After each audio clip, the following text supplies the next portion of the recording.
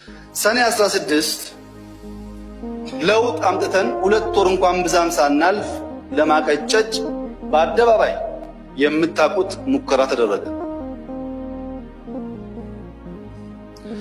እሱን በትክክል ወንጀለኞች ለይተን ለህግ አቅርበን ሳንጨርስ 2 ወር ባልሞላ ጊዜ ውስጥ በሶማሌ ክልል የኢትዮጵያን አንድነት የሚፈታተን እጅግ የተደራጀ የሰለጠነ ገንዘብ ትጥቅ ያለው በሺዎች የሚቆጠር ኃይል በፖለቲካና በወታደራዊ ተመራ ኢትዮጵያዊነት ላይ አደጋ የሚያስከትል ችግር ገጠመን።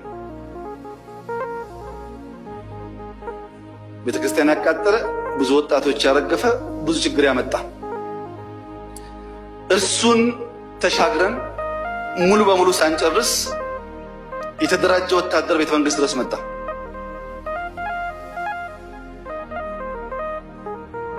ያ የተደራጀ ወታደርን በምታውቁት መንገድ መልሰን 2 ወራት ሳይሞላን በምዕራብ ኢትዮጵያ በ3 ወር መንግስት ሆናለሁ የሚል ኃይል ተፈጠረ። በ3 ወር ውስጥ መንግስት ሆናለሁ ብሎ ምዕራብ ኢትዮጵያን የሚያተራምስ ኃይል ተፈጠረ። ይህንንም ኃይል አጽድተን ምዕራብ ኢትዮጵያ በ3 ወር ሳይሆን በምርጫ ብቻ መንግስት የሚፈጠርባት ሀገር ናት ብለን ጠቅለን ሳንጨርስ ከቦታ ቦታ ዜጎቻችንን እንደ በግ እየገፉ የሚያፈናቅሉ ኃይል ተፈጠሩ። ሕፃናትን፣ ሴቶች አፈናቃዮች ብለው ዘፈኑብን። እኛ ከመጣን የተፈናቀለውን ብቻ ሳይሆን ሳልመጣ የተፈናቀለውን በሙሉ ስንመልስ ግን በግድ መልሳችኋል።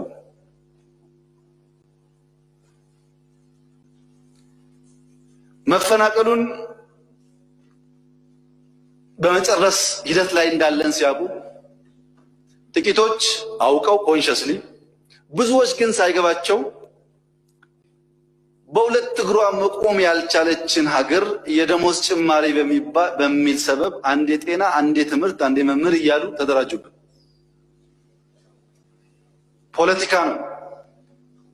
ኢትዮጵያ ደሞዝ የምትጠየቅበት ጊዜ አልነበረም። ጥቂቶች ኮንሸስሊ ገብቷቸው፣ ብዙዎች ግን ሳይገባቸው ከነሱም ጋር ውይይት አድርገን ተረጋጉ፣ ጊዜው አይደለም፣ አሁን የምትሰጡበት እንጂ የምትቀበሉበት አይደለም ብለን ስናልፍ የተቀናጀ የሚዲያ በሬ ወለደ ዘመቻ ተካሄደ።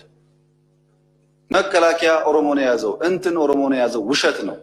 የተከበረው ምክር ቤት እያንዳንዱ ተቋም ኦሮሞ ያልተገባ ስልጣን ይዞ ከሆነ አጣርቶ ከኔ ጀምሮ እርምጃ መውሰድ ይችላል። አንድም ቦታ ኦሮሞ ያልተገባ ስልጣን አልያዘም። ሆን ተብሎ የዋሁን ህዝብ ለማባላት ሰፊ ስራ ተሰራ። እሱንም በውይይት እና በፋክት አንዳንድ ቦታ ፋክት እያወጣን ባልተገባ መንገድ አልሳካ ሲላቸው ባህር ዳር ላይ እና አዲስ አበባ ላይ የማይተኩ ሰዎች ቀጠፉብን። ለመላው የኢትዮጵያ ህዝብ ላስገነዝብ የምፈልገው ይሄ ለውጥ እውነተኛ ለውጥ ነው። ይሄ ለውጥ ለኢትዮጵያ ፍቱን መድኃኒት የሆነ ለውጥ ነው። ይሄ ለውጥ ኢትዮጵያን አንድ አድርጎ የሚያስቀጥል ብቻ ሳይሆን ኢትዮጵያውያን የሚያስከብርና ወደ ብልጽግና የሚያወጣ። ለውጡን የምንመራ ሰዎች በልበ ሙሉነት ልነግራችሁ የምፈልገው እውነት ከኛ ጋር ስለሆነ ማንም አያቆመንም። ማንም አያቆመንም። እውነትን ይዘን ስለምንሰራ የኢትዮጵያ አምላክ እኛን ያግዘናል። ያ ባይሆን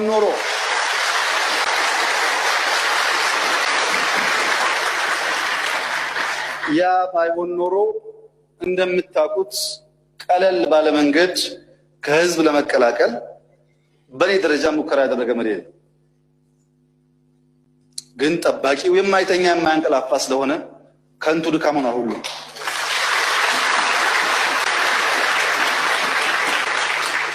ኢትዮጵያውያን አሁንም ጠንከር እንበል።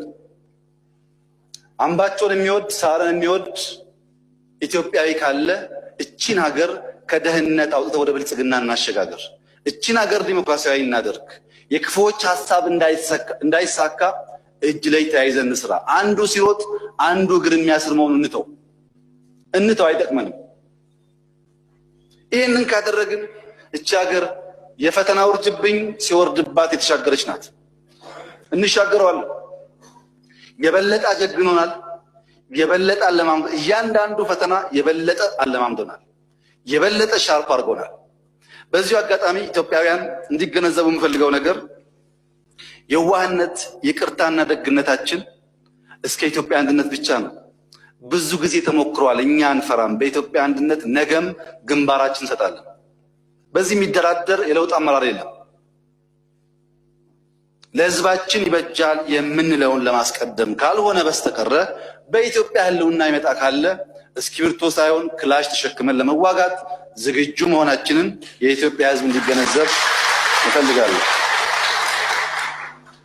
በመጨረሻም በዚህ ጉዳይ ላነሳው ባልፈልግም የኢትዮጵያ ህዝብ እንዲገነዘበው የምፈልገው በተለያየ ዓለም ያሉ አማርኛ፣ ኦሮምኛ፣ ትግረኛ ወይም ሀገርኛ ቋንቋ የሚናገሩ ብዙዎቹ የኢትዮጵያ ፓስፖርት የሌላቸው ሶፋ ላይ ተቀምጠው መደብ ላይ የተቀመጠውን ህዝብ ተነስ የሚሉ